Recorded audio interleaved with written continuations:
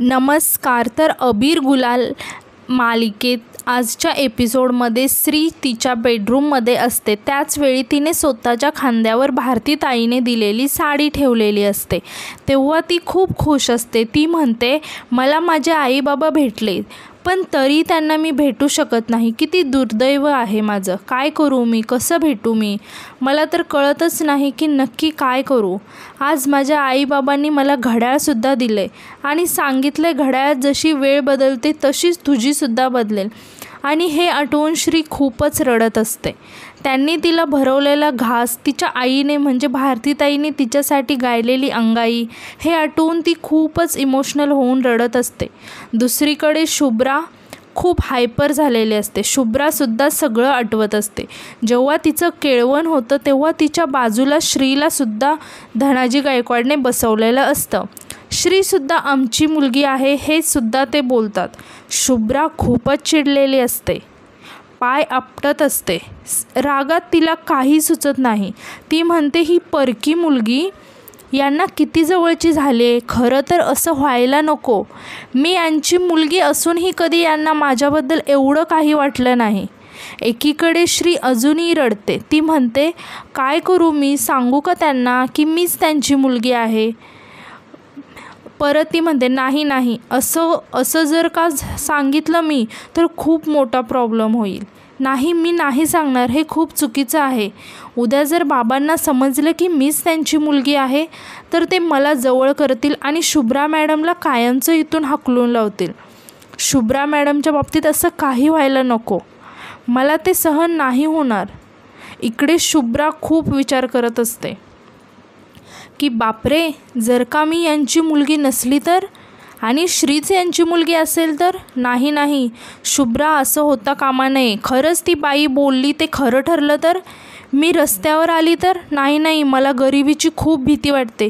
ती स्वतःशीच बोलत असते. काही झालं तरी श्री त्यांची मुलगी नसणार. शुभ्रा, तू काही विचार करू नको. आणि म्हणते, जर मी यांची मुलगी नाही तर माझे आई बाबा कोण आहेत.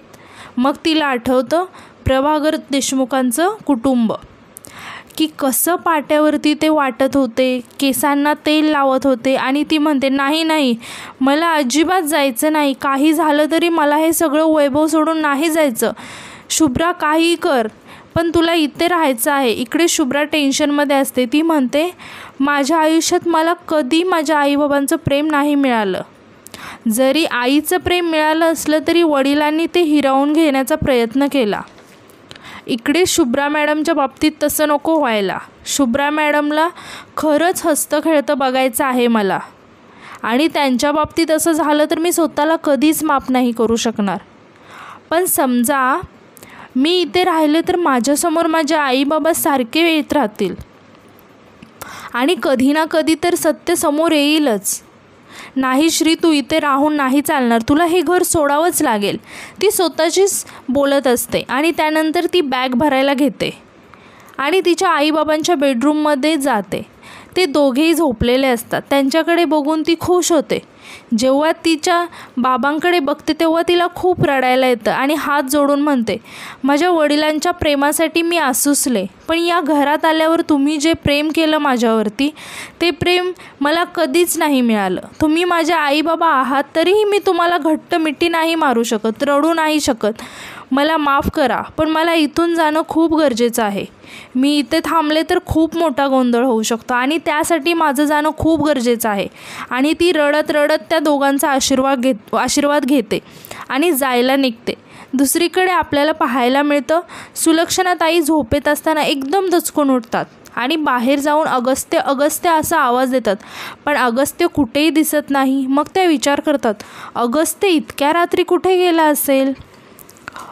तेवढ्यात पाठून अगस्त्यचा आवाज येतो. आई, सुलक्षणाताई पाठी वळून बघतात तर अगस्त्य श्रीचा हात धरून आलेला असतो. हे बघून अगस्त्यच्या आईला मोठा धक्का बसतो. त्या खूप शॉक होऊन बघत असतात.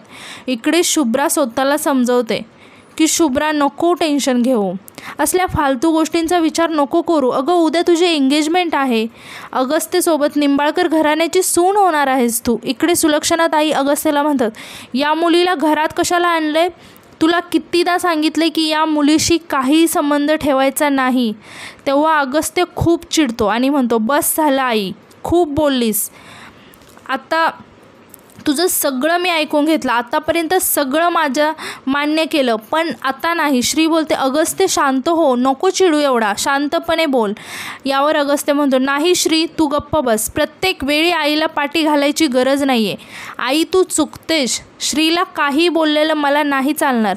आणि अजून एक गोष्ट, मी आणि श्रीने लग्न करण्याचा निर्णय घेतला आहे. त्यावर अगस्त्याची आई म्हणते, अगस्त्य तू डोक्यावर पडलाय का? काय बोलतोय? स्वतःला शहाणा समजतोय का?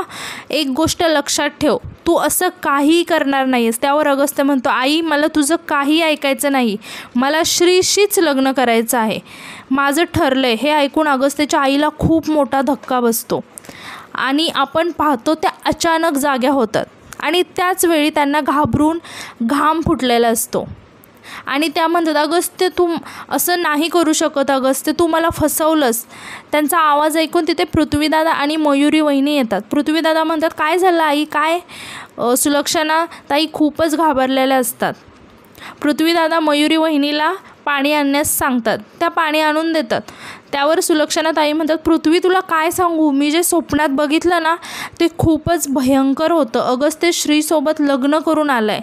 नाही, काही झालं तरी असं नाही व्हायला पाहिजे, मला हे मान्यच नाही आहे.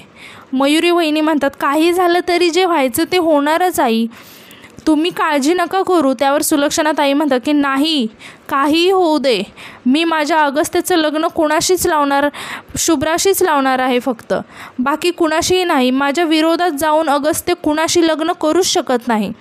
तर तुम्हाला काय वाटतं, खरंच अगस्त्य आणि श्रीचं लग्न होणार का? सुलक्षणा ताईचं हे स्वप्न खरं ठरणार का? कमेंटमध्ये नक्की सांगा.